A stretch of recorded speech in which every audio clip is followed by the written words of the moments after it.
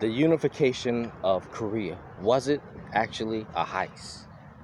The moral the moral hazard challenge was the unification of Korea, a noble pursuit or history's most successful state-sponsored heist. Most historians give you the legends of kings and poets, do they not? Today we perform a forensic audit. We are looking at the Silla-Gaya merger, not through the lens of culture, but through the lens of terminal liquidation. Forget the poetry. We are asking a hard-coded question. Was Silla rise fueled by the systematic death of Gaya's gold stocks under the guise of democracy? This is the moral hazard challenge. Again, this is the moral hazard challenge. So if you look at the metadata of the 6th century, you don't see a merger, do you? You see a predatory fiscal architecture designed to strip an entire civilization of its liquid assets. Section 1. The logistics of force extraction hosts. Look at the geography. Gaya was sitting on the richest iron and gold deposits in the peninsula. Was they not?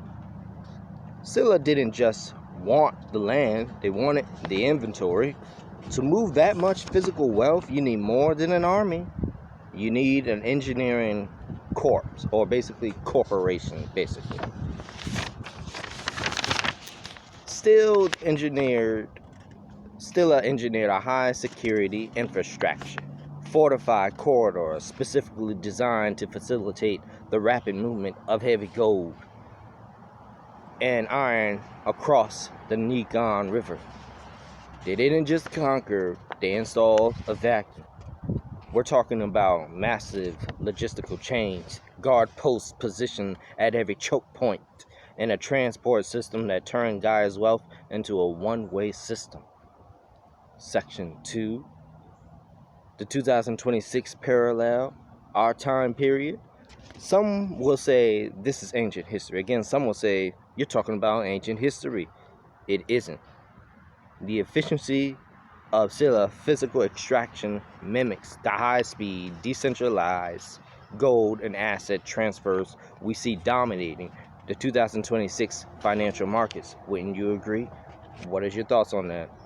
In the 6th century, the bottleneck was the river and the weight of the gold. Now today, in this 21st century, the bottleneck is the cold and the speed of the ledger. But the logic is the same. Rapid movement of assets into a secure jurisdiction before the previous owners even realized the liquidation had occurred.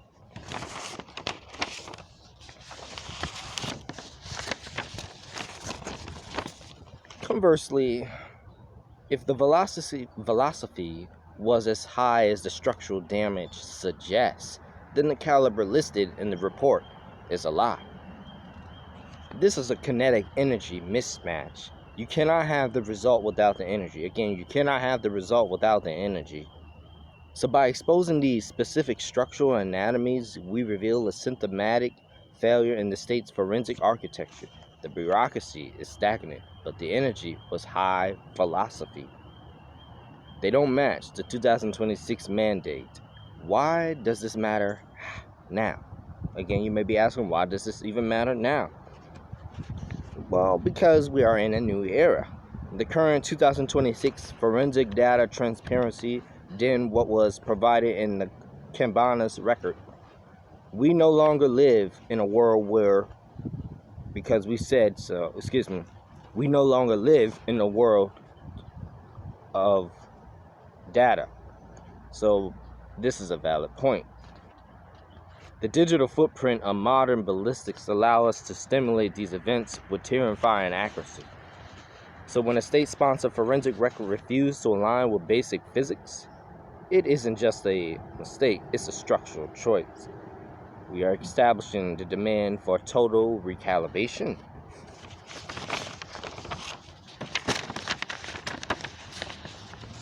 Of how high velocity impacts data is an archive. So if the data isn't transparent, it isn't forensic, it's friction. recalibration, and call to action. The Cabana's case is a localized example of a global problem. We must demand a total recalibration. The state's forensic architecture is currently built to protect the system, not the truth. I want you to look closer. Please look closer. Scrutinize the digital footprint of official forensic records in your own jurisdictions. Look for the gaps between what is claimed and what is physically possible. When you find a discrepancy, you find the friction point where the system is failing. And don't look for the motive yet. Again, don't look for the motive yet. Look for the map.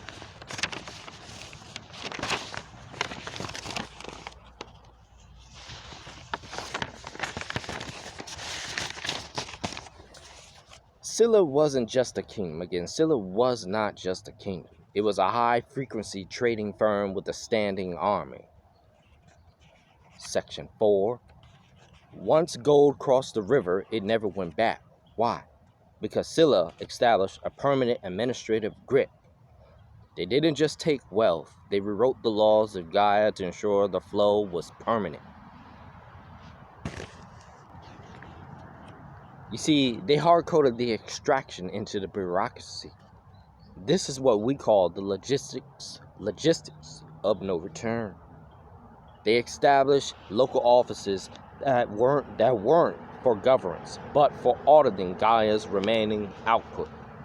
It was a systematic deletion of Gaia's economic sovereignty.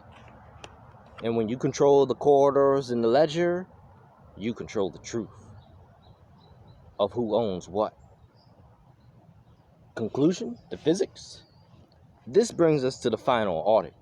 When kinetic energy, the raw power of an army and bureaucracy clash, the physics of the truth will eventually break the system.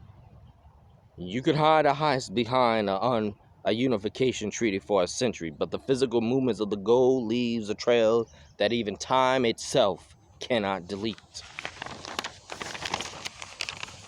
Please, look at the mergers and redevelopment happening in your cities. Is it progress or is it terminal liquidation? The system thinks it can hide the extraction in the fine print. Prove them wrong.